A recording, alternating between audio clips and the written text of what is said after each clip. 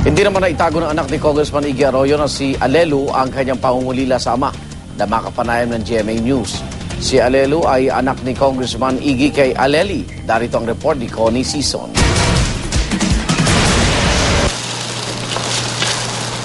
Inabutan ng GMA News ang mag-inang Aleli at Alelu Arroyo, ang legal na pamilya ni Congressman Iggy sa bahay nila sa Quezon City.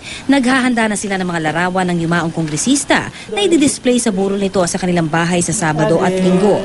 Ipinakita ni Alelu ang paborito niyang picture nilang mag-ama noong 3 taong gulang pa lamang siya. I like it. It reminds me of good times.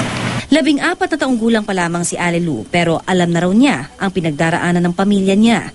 Masakit daw sa kanyang makitang nahihirapan ang ina. Hindi rin niya naitago ang galit sa kinakasama ng ama na si Grace Ibuna. I just want them to stop and disappear because they don't have a say in this. I'm not gonna bother with them, but maybe I'll pray for them, but yeah, I'm gonna try to let the anger go. Alam na rin daw ni Alelu ang tungkol sa iniwang last will ng ama, kung saan mapupunta lahat ng pag-aari kay Grace at hindi sa mga anak ni Iggy. Si Marlene Jacinto ang unang asawa ni Congressman Iggy, may 2 anak sila. Annulled na ang kasal nila. Si Aleli naman ang ikalawang asawa at si Alelu naman ang kanilang naging anak. Nakabinbin pa sa korte ang annulment case nila. It's just money. And I don't think that money is good money. So they can spend it on whatever they want to. Many people are starving. She should be giving it to charity. If ever I get any part of that, I'd give it to charity. Bagamat hindi nakakasama ang mga kapatid sa ama, gusto raw ni Alelu na mapalapit din sa kanila. I love them and that I really want to spend more time with them. Di naman napigil ni Alelu na maiyak nang magbigay ng mensahe para sa ama. I'm sorry I haven't been around that much, but it's because I thought that you'd always come back.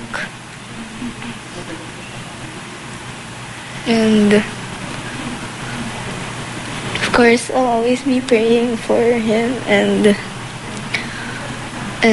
of course that I love him. Sa tulong ng kanyang ina at ng mga pari na gumagabay sa kanyang spiritual therapy, mas napapagaan daw ang kanyang kalooban. She's really strong. She teaches me many things and I hope I could be like her in the future. Ipinakita naman sa amin ni Aleli ang sulat ng pakikiramay mula sa hipag at dating Pangulong Gloria Arroyo. Naaalala raw niya ang mga panahong magkakasama silang nakatira sa ancestral house ng mga Arroyo sa La Vista, Quezon City. Nakaka-comfort.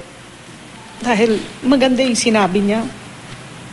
Women have a way with communicating with each other. At saka naiintindihan niya yung kalagayan ko bilang legal wife. Para sa unang balita, Connie Sison reporting.